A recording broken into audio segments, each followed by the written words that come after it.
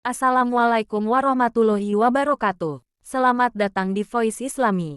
Sebelum lanjut kepada kisah para nabi, apakah kalian mengetahui sesungguhnya ada berapa jumlah nabi dan rasul? Nabi dan rasul jumlahnya sangat banyak sekali. Total terdapat 124.000 nabi dan 312 rasul. Namun dalam Islam kita hanya diwajibkan untuk mengetahui dan mempelajari 25 nabi dan rasul. Lalu apakah perbedaan antara nabi dan rasul? Secara bahasa, nabi diartikan sebagai hamba Allah SWT yang menerima wahyu melalui malaikat Jibril untuk dirinya sendiri. Nabi merupakan manusia biasa seperti kita. Hanya saja nabi diberikan kelebihan dan amanah untuk mengingatkan orang di sekitarnya dan keturunannya agar memiliki perilaku baik dan menyembah Allah. Nabi berasal dari istilah kata naba, yang memiliki pengertian dari tempat yang tinggi. Sedangkan Rasul adalah hamba Allah SWT yang menerima wahyu dari Allah SWT melalui malaikat Jibril untuk dirinya sendiri dan umatnya. Semua Rasul adalah merupakan nabi, tetapi tidak semua nabi adalah Rasul. Nah, apakah penjelasan mengenai perbedaan antara nabi dan Rasul cukup mudah untuk dipahami? Tentu mudah bukan? Nah, bagi kalian yang ingin mengetahui lebih dalam tentang nabi dan Rasul, berikut akan diulas mengenai salah satu dari 25 nabi yang wajib untuk diketahui bagi umat muslim. Allah mengutus para nabi dan rasul untuk menyeru manusia dalam ketaatan kepadanya.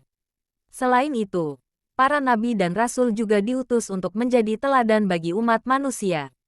Salah satu nabi yang dapat menjadi panutan perihal kesabaran saat menghadapi ujian adalah Nabi Ayub. Bagaimanakah kisahnya? Simak pada uraian berikut ini. Nabi Ayub alaihi salam hidup pada tahun-tahun 1420 sampai tahun 1540 SM. Beliau berasal dari Romawi. Beliau diutus Allah untuk menyeru kaumnya, yaitu masyarakat di daerah Huran, sekitar Yordania dan Syria agar menyembah Allah. Sebelum ujian kesabaran menimpanya, Nabi Ayub diberikan limpahan karunia nikmat oleh Allah. Beliau dikaruniai badan sehat dengan wajah yang rupawan. Beliau juga diberi anugerah berupa anak-anak keturunan yang baik dan seorang istri yang setia. Menurut pendapat ulama yang paling populer, nama istri Nabi Ayub adalah Rahma binti Afraim bin Yusuf bin Yakub. Di sisi materi, Allah pun memberikan harta yang melimpah sehingga Nabi Ayub menjadi seorang yang kaya raya. Tak hanya berupa uang, harta tersebut juga mewujud dalam bentuk tanah dan bangunan yang luas di daerah Batsniyah, salah satu wilayah dari negeri Huran. Beliau juga memiliki bermacam binatang ternak dalam jumlah yang sangat banyak hingga tak ada orang yang bisa menandinginya. Binatang ternak tersebut berupa unta, sapi, kuda, keledai, dan kambing. Dengan banyaknya nikmat yang telah Allah diberikan, Nabi Ayub pun rajin bersyukur. Beliau menjadi seorang hamba yang bertakwa dan menyayangi sesama. Nabi Ayub rajin menyantuni anak yatim, janda, duafa, dan orang yang sedang dalam perjalanan tapi tak punya uang untuk melanjutkan Ibnu Sabil, serta memberi makan orang miskin. Sosok penyabar dan penuh rasa syukur Nabi Ayub a.s. mempunyai keturunan dan rezeki yang melimpah. Ia selalu bersyukur dan tekun beribadah. Hal itu membuat iblis iri. Ia meminta izin kepada Allah SWT untuk menggoda keimanan Nabi Ayub a.s. Apa yang akan dilakukan iblis kepada Nabi Ayub a.s.? Apakah iblis berhasil menggoda keimanannya? Nama Ayub alaihi salam disebutkan Allah bersama para nabi lainnya pada Al-Quran Surah An-Nisa, ayat 163. Sesungguhnya kami telah memberikan wahyu kepadamu sebagaimana kami telah memberikan wahyu kepada Nuh dan nabi-nabi yang kemudiannya. Dan kami telah memberikan wahyu pula kepada Ibrahim, Ismail, Ishak, Yakub dan anak cucunya, Isa, Ayub, Yunus, Harun, dan Sulaiman. Dan kami berikan Zabur kepada Daud. Kemudian Allah menceritakan tentang ujian yang diberikan kepada Ayub dan bagaimana beliau bersabar menghadapinya. Sebagaimana firman Allah dalam surah Sad ayat 41-44. Dan ingatlah akan hamba kami Ayub ketika dia menyeru Tuhannya. Sesungguhnya aku diganggu setan dengan penderitaan dan bencana. Allah berfirman, hentakkanlah kakimu, inilah air sejuk untuk mandi dan untuk minum. Dan kami anugerahi dia dengan mengumpulkan kembali keluarganya dan kami lipat gandakan jumlah mereka, sebagai rahmat dari kami dan pelajaran bagi orang-orang yang berpikiran sehat. Dan ambillah seikat rumput dengan tanganmu. Lalu pukullah dengan itu dan janganlah engkau melanggar sumpah. Sesungguhnya kami dapati dia Ayub seorang yang sabar. Dialah sebaik-baik hamba. Sungguh, dia sangat taat kepada Allah. Allah memberi ujian kepada Nabi Ayub dengan mengambil kembali seluruh nikmat berlimpah yang dia berikan kepada beliau. Pertama, Allah timpakan kepada Ayub alaihissalam penyakit kulit di sekujur tubuhnya.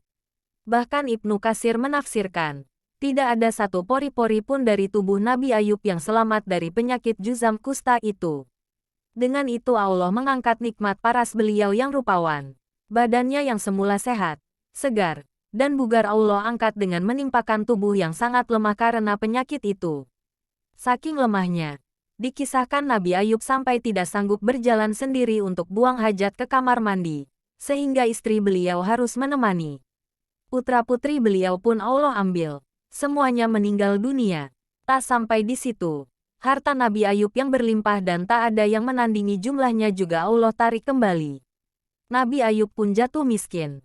Ditambah dengan kondisi penyakitnya, semua orang menjauhi beliau. Nabi Ayub pun mengasingkan diri ke suatu tempat. Hanya istri beliau yang setia menemani.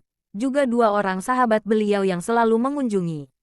Para ulama pun berselisih pendapat mengenai berapa lamanya Nabi Ayub menjalani ujian tersebut. Ada yang mengatakan bahwa Nabi Ayub sakit selama 18 tahun. Ada juga yang berpendapat hanya 3 tahun saja. Sebagian ulama ada pula yang menyebutkan bahwa Ayub alaihissalam ditimpa musibah tersebut selama 7 tahun 7 bulan 7 hari. Namun Rasulullah Shallallahu Alaihi Wasallam pernah bersabda sebagaimana diriwayatkan oleh Anas bin Malik tentang berapa lama waktu Nabi Ayub menjalani ujian ini. Sesungguhnya Nabiullah Ayub alaihissalam berada dalam ujiannya selama 18 tahun. Baik keluarga dekat maupun keluarga jauh menolaknya kecuali 2 orang laki-laki dari saudara-saudaranya. Kedua saudara itulah yang selalu memberinya makan dan menemuinya. Istri Nabi Ayub pun sangat kasihan melihat kondisi suaminya itu. Hingga pada suatu hari saat membawakan makanan untuk Nabi Ayub, sang istri mengusulkan sesuatu kepada beliau. Wahai Ayub, seandainya engkau mau meminta kepada Allah, tentu Dia akan memberimu jalan keluar. Demikian saran istrinya yang tak tega melihat Ayub alaihissalam sakit demikian lama. Namun, apa jawab Nabi Ayub? Beliau menolak dengan alasan yang luar biasa. Jawaban inilah yang menandakan betapa tingginya derajat keimanan Nabi Ayub. Kesabaran tingkat tinggi juga beliau perlihatkan melalui jawaban atas saran istrinya tersebut. Aku telah diberi kesehatan selama 70 tahun. Sakit ini masih derita sedikit yang Allah timpakan sampai aku bisa bersabar sama seperti masa sehatku yaitu 70 tahun. Demikian jawaban Nabi Ayub. Jawaban tersebut juga sekaligus menjadi penegas bahwa hati beliau sama sekali tidak terpengaruh dengan ujian dahsyat yang ditimpakan Allah. Kedua sahabat yang masih setia mengunjungi dan membawakan makanan pun khawatir akan ujian yang menimpa Nabi Ayub. Terbersit dalam benak salah satu di antara keduanya bahwa ujian Nabi Ayub mungkin disebabkan karena dosa besar yang pernah beliau perbuat. Kegundahan itu pun disampaikannya kepada sahabat yang lain. Kemudian sahabat ini menyampaikannya kepada Nabi Ayub. Ketika mendengarnya beliau sempat sedih. Tetapi beliau Nabi Ayub kemudian menceritakan kondisinya secara terbuka dan menampik prasangka itu. Walaupun ditimpa berbagai musibah, dimulai dari kematian anak-anaknya, hilang seluruh harta benda, penyakit yang tak kunjung sembuh, Nabi Ayub justru menghadapi itu semuanya kena penuh kesabaran. Cerita lengkap dari kisah Nabi Ayub bisa kamu temukan pada buku kisah abadi Nabi Ayub Karena kesabaran Nabi Ayub yang luar biasa saat menjalani ujian tersebut, Allah pun menunjukkan jalan keluar. Allah menceritakan hal tersebut pada Al-Quran Surah Al-Anbiya ayat 83-84, dan ingatlah kisah Ayub, ketika dia berdoa kepada Tuhannya, "Ya Tuhanku, sungguh, aku telah ditimpa penyakit. Padahal Engkau Tuhan yang Maha Penyayang dari semua yang penyayang. Maka kami kabulkan doanya. Lalu kami lenyapkan penyakit yang ada padanya dan kami kembalikan keluarganya kepadanya. Dan kami lipat gandakan jumlah mereka sebagai suatu rahmat dari kami. Dan untuk menjadi peringatan bagi semua yang menyembah kami." Kisah tersebut sama dengan firman Allah pada surah Sad ayat 41-44 di atas. Allah mewahyukan kepada Nabi Ayub untuk menghentakkan kaki beliau ke tanah. Kemudian dari sana Allah pancarkan mata air yang sejuk. Nabi Ayub pun bergegas mandi di mata air tersebut hingga sembuhlah penyakit kulit dari badan beliau. Allah juga memerintahkan kepada Nabi Ayub untuk minum dari mata air tersebut. Kesejukan airnya kemudian mampu membasuh batin Nabi Ayub, sehingga beliau kembali sehat bugar lahir dan batin. Kekuatannya pun kembali pulih, bahkan seperti tidak pernah sakit. Saat beliau hendak menemui istrinya, sang istri sempat tidak mengenali Nabi Ayub. Walaupun Nabi Ayub tampak sama seperti saat beliau sehat dulu, sebetulnya sang istri mengingat postur dan wajah Nabi Ayub sebelum sakit itu. Akan tetapi, dalam bayangan istri Nabi Ayub, beliau masih lemah dan berpenyakit kulit, sehingga ia tidak menyangka bahwa sang suami akan sembuh lebih cepat. Keduanya pun bersukacita mengucap syukur kepada Allah. Sesuai firman Allah pada surah Al-Anbiya dan surah Sad tersebut di atas, bahwa dia juga mengembalikan anggota keluarga Nabi Ayub dengan jumlah yang berlipat ganda. Harta Nabi Ayub juga Allah kembalikan lagi sebagai hadiah atas keridaan beliau menjalani ujian. Dalam beberapa riwayat dikisahkan untuk mengembalikan harta kekayaan Nabi Ayub, Allah mengirimkan 2 awan. 1 awan menaungi gundukan gandum, sedangkan awan lainnya menaungi gundukan jewawut. Awan yang menaungi gundukan gandum tersebut mengeluarkan hujan emas, sementara awan yang menaungi jewawut mengeluarkan perak. Dengan demikian harta Nabi Ayub pun kembali melimpah. Dalam versi yang lain, dikisahkan Nabi Ayub memiliki 2 peti. 1 peti tempat menyimpan gandum dan 1 lagi tempat menyimpan jewawut. Allah mengirimkan kedua awan untuk menghujani peti gandum dengan emas hingga luber. Awan yang 1 lagi mengguyurkan perak ke peti jewawut hingga meluap pula. Tak sampai di situ, Allah juga mengembalikan kekayaan Nabi Ayub dengan cara yang lain.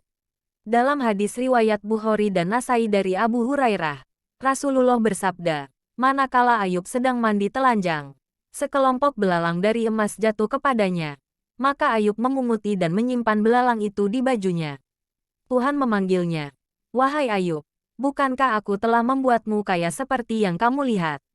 Ayub menjawab, benar ya Rabi, akan tetapi aku selalu memerlukan keberkahanmu. Dalam surah Sad ayat 44, Allah berfirman, dan ambillah seikat rumput dengan tanganmu. Lalu pukullah dengan itu dan janganlah engkau melanggar sumpah.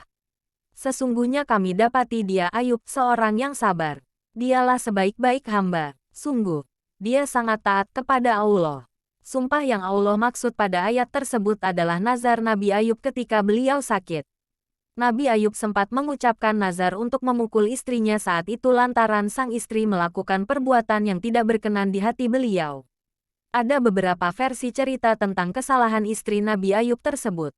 Versi yang pertama, diceritakan bahwa setelah Nabi Ayub jatuh miskin dan sakit-sakitan, sang istri harus bekerja untuk memenuhi kebutuhan mereka berdua. Sang istri pun bekerja di rumah orang lain. Suatu hari sang istri terlambat pulang ke rumah sehingga Nabi Ayub marah. Akhirnya beliau mengucapkan sumpah tersebut. Versi cerita yang lain, Nabi Ayub marah karena sang istri menjual tali pengekang kuda mereka. Hal tersebut terpaksa dilakukan istri beliau karena tidak memiliki cukup uang untuk membeli makanan. Akhirnya tali pengekang tersebut dijualnya untuk membeli roti. Setelah sembuh dan sehat kembali, Ayub alaihi salam teringat kembali akan nazar beliau kepada Allah tersebut. Namun, beliau tak tega memukul istrinya yang telah sepenuh hati merawat Nabi Ayub saat sakit. Akan tetapi, beliau juga harus menunaikan nazarnya. Akhirnya Allah memberikan solusi yang mudah. Allah mewahyukan kepada Nabi Ayub untuk mengambil seikat batang gandum dan memukulkan ke istrinya 1 kali. Dengan demikian telah tertunaikan nazar Nabi Ayub. Kisah tersebut pun menjadi dasar untuk memberikan hukuman kepada mereka yang berbuat dosa. Menurut pendapat Imam Ahmad, memukul seorang pendosa yang terancam hukuman itu diperbolehkan. Kisah tersebut pun menjadi dasar untuk memberikan hukuman kepada mereka yang berbuat dosa. Menurut pendapat Imam Ahmad, memukul seorang pendosa yang terancam hukuman itu diperbolehkan. Misalnya, memukul seorang pezina dan orang yang menuduh tanpa bukti yang valid. Mereka boleh dipukul seperti cara Nabi Ayub memukul istri beliau.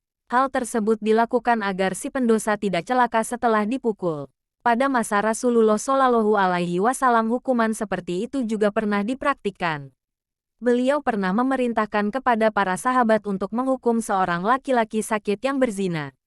Rasulullah menyuruh para sahabat untuk memukul si lelaki tadi dengan satu janjang kurma. Dalam satu janjang tersebut terdapat 100 cabang.